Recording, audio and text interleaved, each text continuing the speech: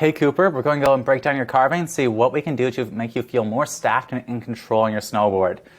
1 and 2 years isn't a very long time to be snowboarding, but that doesn't mean we won't be able to find stuff that will go and fast track you to get more confident and more power on your snowboard. So we're just going to watch the full video and then I'm going to break down where I think you can improve on. So nice work on the edges. You're getting on your edge really well here. I'm spotting one main challenge that I think is going to be really getting you dialed in and feeling more in control on your snowboard. And what that is you're relying a bit too much on leaning in order to get your edge pressure. So notice here how you have a really straight-legged posture, only a little bit of bending of the legs, and your upper body is leaned very far forward, but you're not on your edge too much. This is telling me that you're going and getting your turns through your lean. What you can do, you can go and get lean down and get really low, but it's unnecessary to actually get more powerful carves. And it's something that you only really want to do when you're trying to get a super deep carve, and it's not something that you should be relying on for every turn. So what I'm going to do is I'm going to show you what you can do to get a little bit more control and get more powerful turns without relying on that lean. And then the other thing we're going to talk about is also just you're letting yourself get a little bit twisted on some of these turns. So like right here, you can see it where you're going and switching edges to your toe edge and your hips are sort of turning in. You're just getting in a little bit of a compromised position. So this tip should also go and help with that. So I'm just going to go and make myself big and demonstrate what I'm talking about here.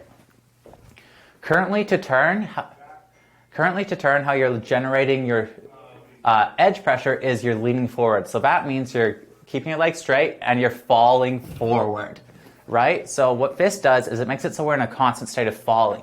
If we're going and relying on leaning back, we're going to be uncomfortable through the whole trick. So that's what we're going to go and figure out and dial in. And we do that by adding more bend in our legs. Because if we're straight-legged and we lean forward, it's going to cause you to fall. But if you go and add a bit more bend to your legs, you can get your pressure onto the same part of your edge by shifting your hips forward and sinking it down. Because that's all we're trying to do to turn faster. Putting your weight forward on your snowboard isn't actually going to make you turn faster. It's all done by weight on your edges.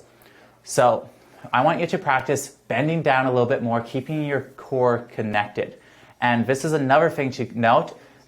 Picture touching your toes. If you're leaning for a touch your toes, that's breaking at the waist, and we don't want to be doing that because it's not going to go and keep our core tight and keep our power driven into our toe edge. So instead, I want you to think of it more like a squat. As you squat down, your chest goes forward as your butt goes out, keeping everything stacked. And from this position, we can really load up our edge. And then to get good turns, we can extend what's going to make us lighter, lessening the turn, and then we can load up, getting more onto that edge. And from this position, you can also get your chest lower to the ground if you're trying to get a lower turn. It also works great for heel side carving. Instead of trying to fall back and not getting full control, we can go and sink in and lift our toes and letting us go and get this form that will let us turn a lot more, will keep you more connected. Also, when we have this bit more of a leg extend, we can go and keep tighter, not letting our legs come in. We never want to let our legs come in because that's a weak position. We want to keep it stacked, hips in a strong position, glutes tight. So then when we're turning, to get deeper into a turn, we go down, down, down, loading that toe edge. And then to get out of that turn, we lighten up. And as we lift up, it's going to lift that edge pressure. So play around with that. Keep everything united, stacked, strong. And when you want to turn and get more pressure on your edge, instead of trying to lean forward, try bend your legs a little bit more and focus on pushing the weight into the balls of your feet, heels pushing the weight into your heels.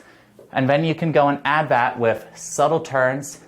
And well, how you'll be able to switch edge is faster and turn faster is then by weighting and unlading. So instead of trying to go and do more rotation to switch edges, instead you're going to be on your toes, unweight, and that will let you get a smooth edge transition. So play around with that and it should really help. Carving, especially when you're just learning, has a lot of complexities and nuances. So if there's still something you don't understand, you want me to try to explain it in a different way, submit another video, ask another question. Happy to help you out. So let me know if you need anything else. Implement these changes, and I think it's going to really improve your carving. But you're doing great, super solid for your first couple of years, so keep at it, make these changes, and let me know if you need anything. Thanks, man.